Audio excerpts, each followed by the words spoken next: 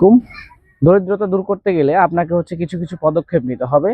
দরিদ্রতা কিন্তু অটোমেটিক্যালি বা আপনার হচ্ছে চিন্তাধারায় বা আপনাকে দুশ্চিন্তা ডিপ্রেশনে আপনার দরিদ্রতা দূর হবে না। দরিদ্রতা দূর করতে গেলে আপনাকে হচ্ছে অনেকগুলা 5টা বিষয় আপনাকে খুব ইম্পর্টেন্সের সাথে ফলো করতে হবে। প্রথমত হচ্ছে আপনাকে পরিশ্রমী হতে হবে, আপনার হার্ডওয়ার্কিং পারসন হতে হবে। আপনাকে চিন্তা না করে আপনাকে সামনের দিকে কিভাবে এগিয়ে যাবেন সেইগুলো দিক দিয়ে আপনাকে হচ্ছে সচেতন হতে হবে।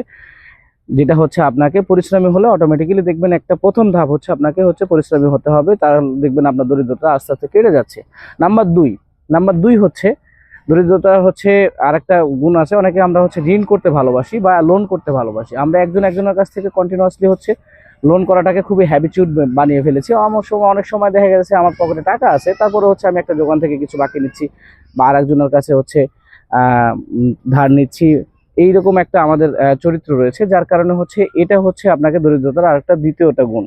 এবং আরেকটা জিনিস মনে রাখবেন, আপনি হচ্ছে ঋণগ্রস্ত অবস্থায় যদি মারাও যান, সেটা আপনার হচ্ছে ঋণ কিন্তু আপনাকেই শোধ করতে হবে।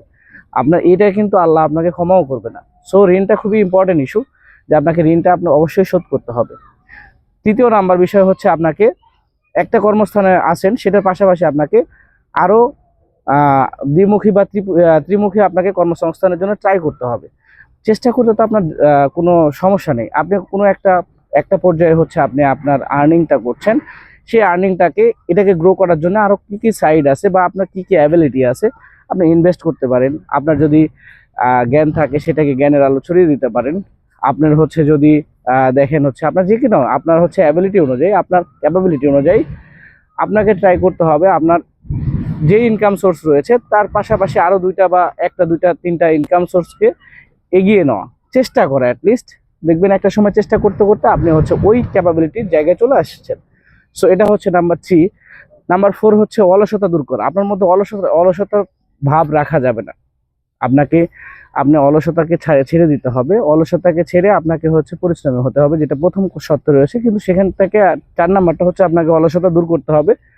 ডে বাই ডে আপনাকে ইমপ্রুভমেন্টের চিন্তা করতে হবে এবং আপনাকে পরিশ্রমী হতে হবে ডেফিনেটলি।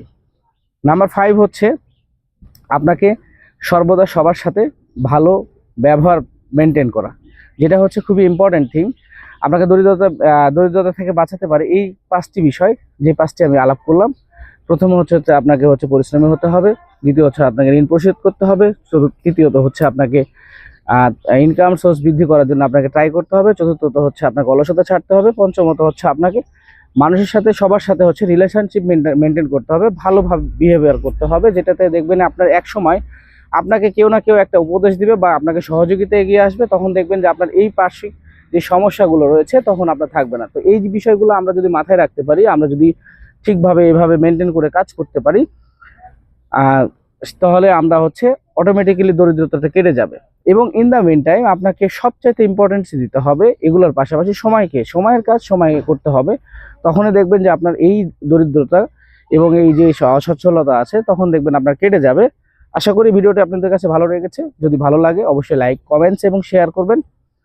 আরও যদি এরকম ধরনের কন্টিনিউ ভালো ভিডিও পেতে এই পেজটিকে ফলো করবেন। ধন্যবাদ। আল্লাহ হাফেজ।